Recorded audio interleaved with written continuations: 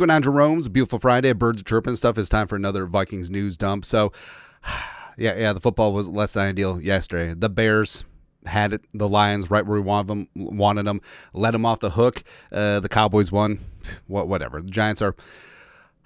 I'm glad that Daniel Jones, we saved him from the Giants. And then, of course, the Dolphins. It's halftime right now, but, I mean, come on. Dolphins, you literally had one job, but it is what it is. Yeah, maybe Flores was right about Tua. Something that I'm right about is annual Thanksgiving food shelf fundraiser. You guys have smashed our goals yet again this year. Every dollar donated to the show, rest of November, so the next 2 days, will be sent to various Twin Cities food shelves, including our friends Every Meal.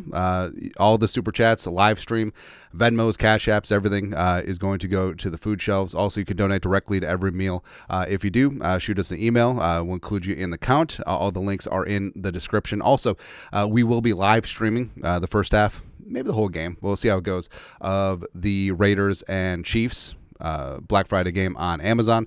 So that'll start at 2 p.m. Central Time. We'll talk some junk. We'll do some Q&A. It'll be a good time. Come hang out.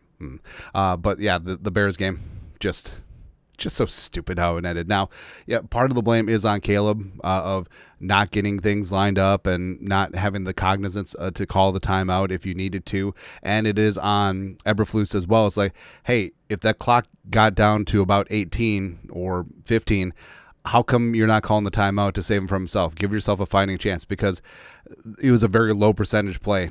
If you're just trying to throw a Hail Mary from the 41, it's just so stupid. But I don't know. Like, this look says everything. Like, this should be on money. This should replace Ben Franklin on the $100 bill. It's glorious, man. And we have to get our Eberflus jokes in while we can, because I don't think he's going to be long for this job. Now, I don't know if the Hallises and McCaskies fire him mid-season because they're cheap. So, who knows, man. But also, one of these things is exactly like the other. So, the Vikings survive on the road against the Bears, and, weird things happen at Soldier Field, and they're seen as frauds and ass. Thank you. But, of course, when the Lions win by scoring 7 fewer points, but they only win by 3 at home in a standalone game, it's like, oh, stunning and brave. Such a blowout win. Contenders, juggernauts, all that. Blah, blah, blah. That doesn't matter, right?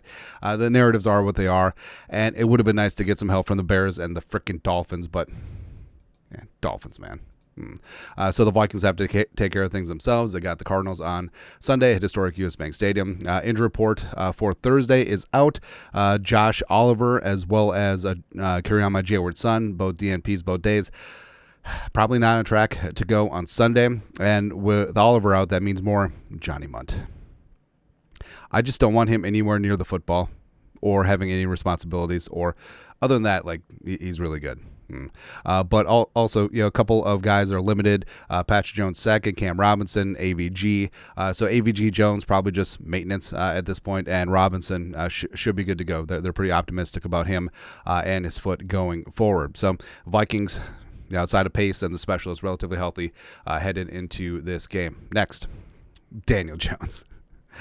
There's no one who's been more of a lightning rod of a quarterback of Daniel Jones, where it's a completely zero risk spot for the Vikings. And Jones, Vanilla Vic, does have some talent. And no, he's not going to upset the culture of this team. He's not going to be a distraction. He's not going to be anything, man. I think that he'll be an asset, given the way that he handled his exit with the Giants, with high character, holding his head up high, and having nothing but love for his teammates, and his teammates love him back. It's good. But slinging Sam Darnold, obviously ain't sweating it either. Jeff Wald, Fox 9. Vikings quarterback Sam Darnold, Daniel Jones. A great guy. Just excited to get him in here and be teammates with him. He's played a lot of good football, so he's going to help this football team. Fun fact, Darnold and Jones were cornhole opponents at a Super Bowl event. Darnold won. So, yeah, I mean, some quarterbacks are thin-skinned and have a weak ego and are very immature, and they're just like, oh, and another quarterback, a guy who started 70 games, a guy who got a $160 million contract. I didn't get a $160 million contract, but no, like, Darnold is very is very assured of his role. Jones is not chicken or gerb. And also, I love the fact that Kevin O'Connell said that he talked to all 4 quarterbacks in the sphere, including J.J. McCarthy, to tell them how this affects their roles. And it doesn't, because they're keeping all of the quarterbacks. They're keeping Darnold, obviously, Mullins, as well as Brett Rippon, and they're keeping Daniel Jones. All right, so everything's going to be good to go. And Jones is regarded as a great teammate as well as a high football IQ player. So his addition to that room is going to be great. Also, I mean, Daniel Jones is accustomed to playing the Eagles twice a year. So if the Vikings do have a collision course with Philadelphia in the playoffs, I mean, his thoughts and assessment of the Eagles defense is certainly going to help. Or you take what Daniel Jones thinks and do the opposite. Since he hasn't quite had success against the Eagles as of late. Also, Justin freaking Jefferson. Purple Persuasion. Jets. Still working on that.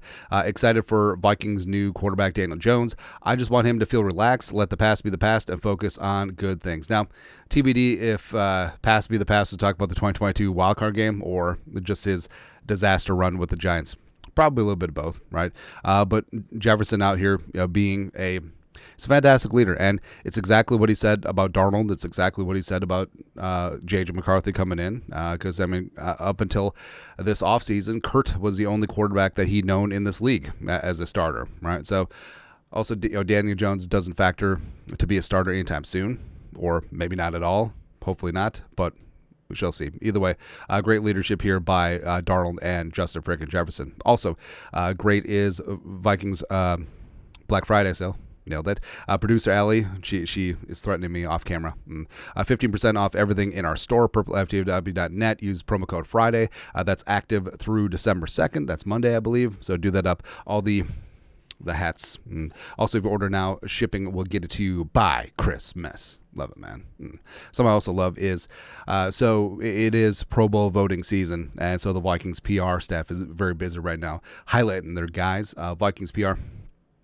Running back Aaron Jones Sr., who has totaled 798 rushing yards and 285 receiving yards this season, is the only player in the NFL with 785 plus and 285 plus receiving yards entering Week 13.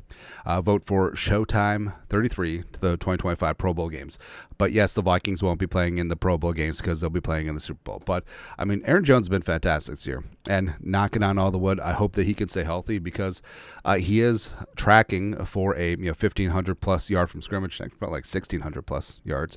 And he's been a very important part of the Vikings offense. And he's been dynamic, man. And the Vikings, they want to run the ball to establish play action. Darnold is extremely comfortable with that and take a little starch out of the pass rush. And Jones also has obviously been very adept as a receiver, not just like little dump offs out of the backfield, but literally lining up as a receiver and running receiver routes. It's been really fantastic. Although his connection with Nick Mullins needs to be studied. Because every time Nick Mullins comes in for like a play or two, you know, Aaron Jones is like, oh, I'm getting the ball. I'm getting the ball, man. It's great.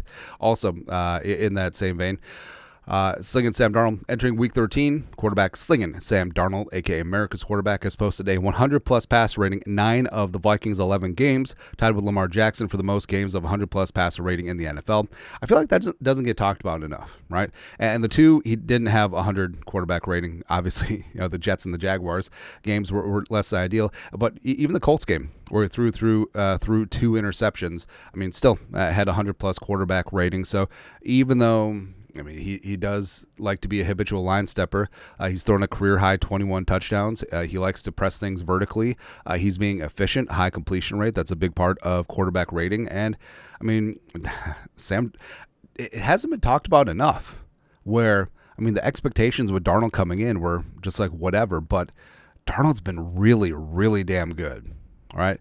Almost good to the point where you have to consider if he is going to be the Vikings quarterback next year. Do they just hand the keys over to JJ? How does Daniel Jones factor into all this? Don't know. But frankly, having too many good quarterbacks that you trust with the franchise, I don't trust Daniel Jones quite yet, but maybe someday. I mean, that's a good problem to have. And we said this at the jump. Darnold playing out of his mind good and making this a tough decision with J.J. McCarthy this offseason is the best possible scenario for the Vikings. Now, it's not decision like you're going to get rid of J.J. right now. He's going to be here a long time, but it's amazing so far. Let's continue the run, and let's see what happens in the playoffs. But speaking of for tomorrow, this week, Sunday. Nailed it. So the Bears deployed the anyone but Jefferson defense, right? And Addison feasted, 165 plus yards receiving, high receiving yardage for the week. And I don't know what Arizona's going to do.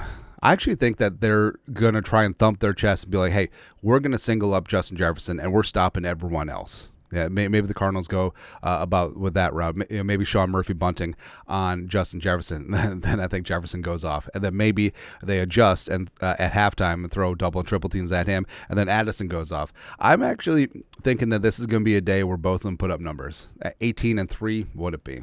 It's going to be good, man. Can't wait for Sunday. Returning back home to US Bank Stadium. Lastly, Ari Mera, My Sports Update. Don't be biased. Can't help it. Who would you vote as the NFL's Coach of the Year through 12 weeks? So you got 9 options here. We got Dan Campbell. Oh, Christian Watson didn't drop one.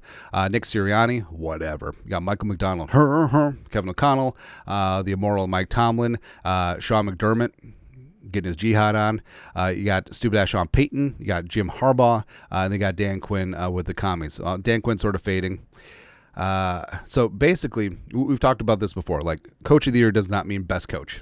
That's not what the award parameters have been. It means who does the most with the least in terms of expectations coming into the season. And it's got to be O'Connell, right? Because everyone thought that the Lions would be good.